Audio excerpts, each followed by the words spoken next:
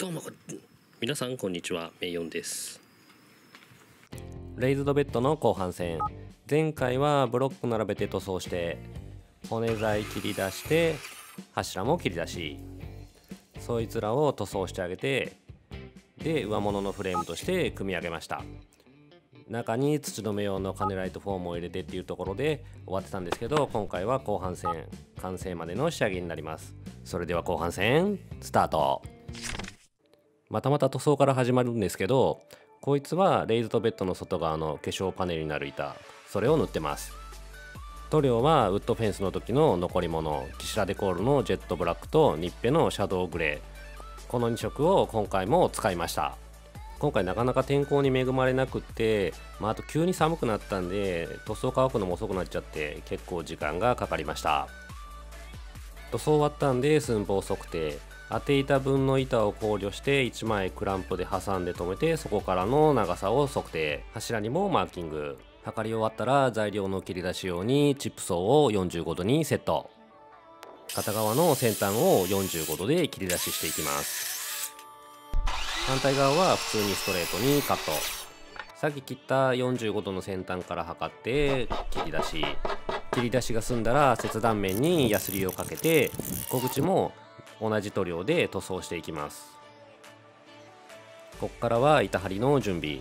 ウッドフェンスと同じように留めていくんですけど、今回は L 字部分があるんで2枚重ねてクランプ止め、こういうことですね。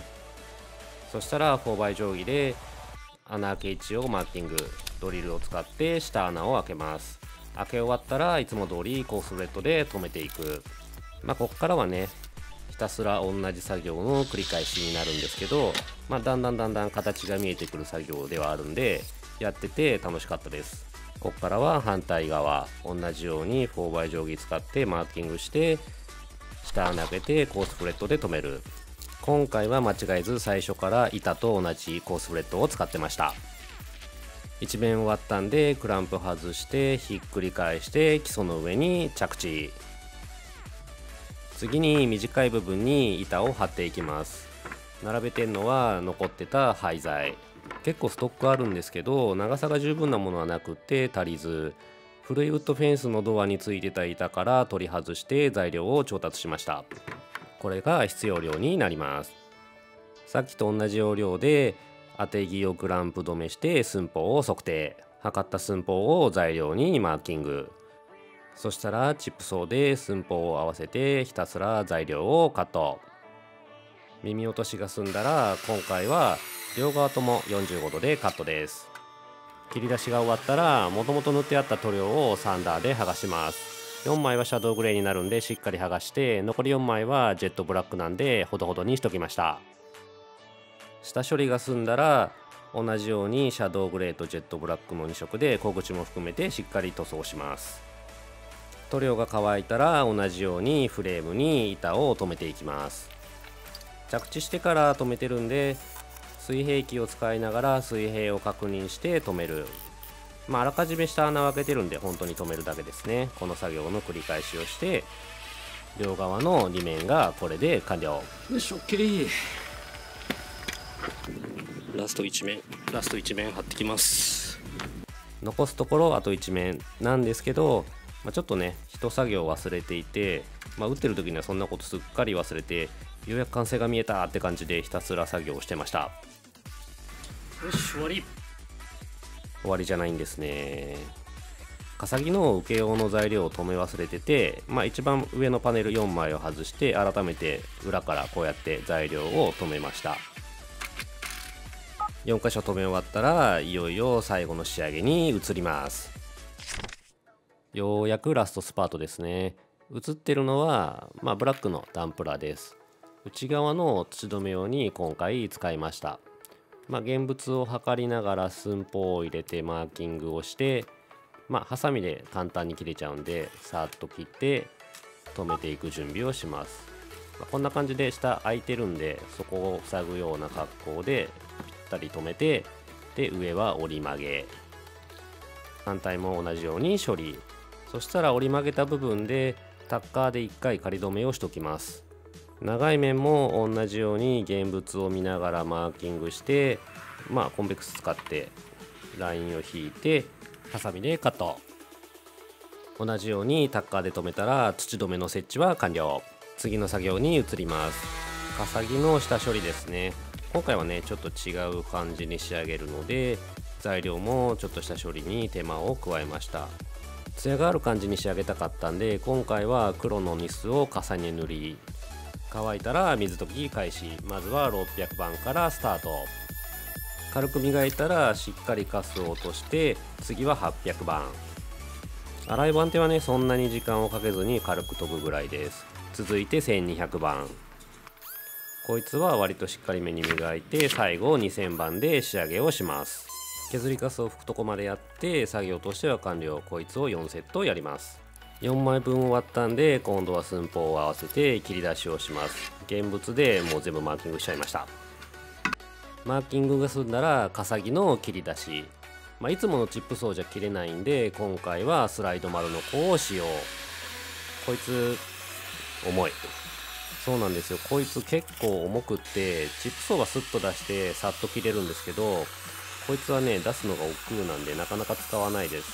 柱もこいつ使えば多分切れたんですけど、めんどくさがって普通の丸のこで切ってました。ただね柱でね切りミスしたんでね、ちょっと反省して今回はしっかり綺麗に切るために出しました。その回やってかさぎの加工はバッチリ。切り出したかさぎの最後の仕上げをしてます。最後の仕上げ塗りと切った小口に塗料を入れて、これでかさぎの準備は完了。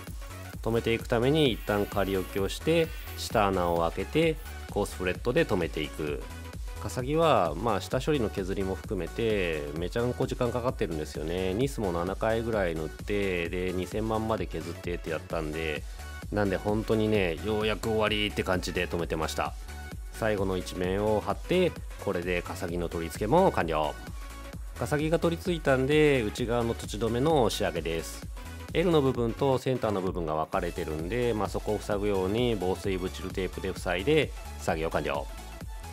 ラストの作業、レイズドベッドの周りの掘れてる溝の部分に裏のウッドフェンスの茶色をイメージした赤い瓦を入れ込んであげて、ようやくレイズドベッド完成です。よし完成。仕上がりました。じゃああとはようやく仕上がったんで、中に掘り出した時に出たデカめの石とか、ふるった石とか残ってた砂利を詰めます。砂利を入れ終わったんで防草シートね。詰めた砂利と土が混ざんないように砂利の上に防草シートを一応引いときます。そしたらひたすら土をふるって石と分離。もうめちゃくちゃ量あったんで最後腕がおかしくなってました。あらかたふるい終わってプランターに移し替えたんで、ふるった土を全てレイズドベッドの中にぶち込んでいきます。全部入れ終わったんで買い出し。皆さんこんにちは。皆さんこんにちは。皆さんこん皆さんこんにちは。皆さんこんにちは。サブチャンで撮ってんのかメインチャンで撮ってんのかもう分かんなくなっちゃって。暗渠排水で出た土ってめちゃくちゃ粘土質なんで、そのままは使えないのでいろいろ混ぜ物をしてしっかり攪拌。残った部分には黒土と培養土を入れて、これでレイズドベッド完成です。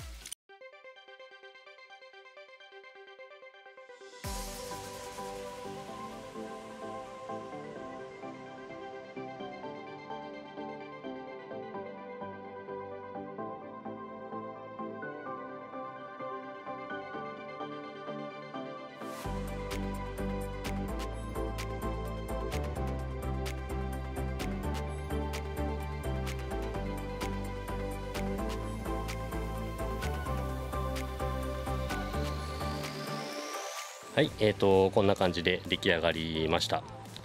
一応色合い的には下の瓦が裏のウォルナットとダークオークのフェンスのカラーに合わせていて、で上物の白から上の基礎から上の上物は向こうのドアのねあっちの色と合わせてて、結構全体で統一感があっていい感じになったんじゃないかなと思ってます。でかさぎもね今回ね艶がある感じに仕上げたので、上がキュッと締まってて質感も出てて、個人的には結構気に入ってます。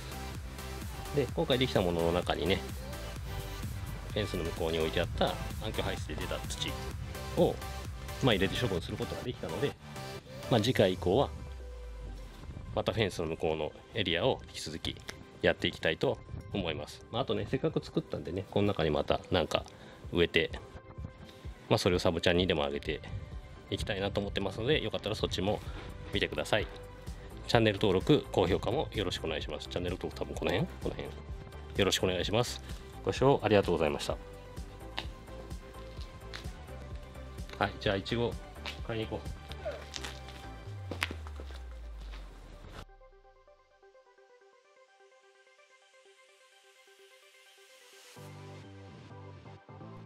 最後にかかった費用と日数を載せておきます。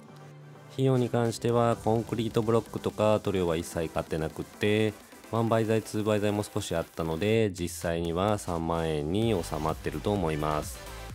日数に関しては半分がかさぎと土ふるいなので、その辺がなかったら7日で済むかなって感じです。よかったら参考にしてください。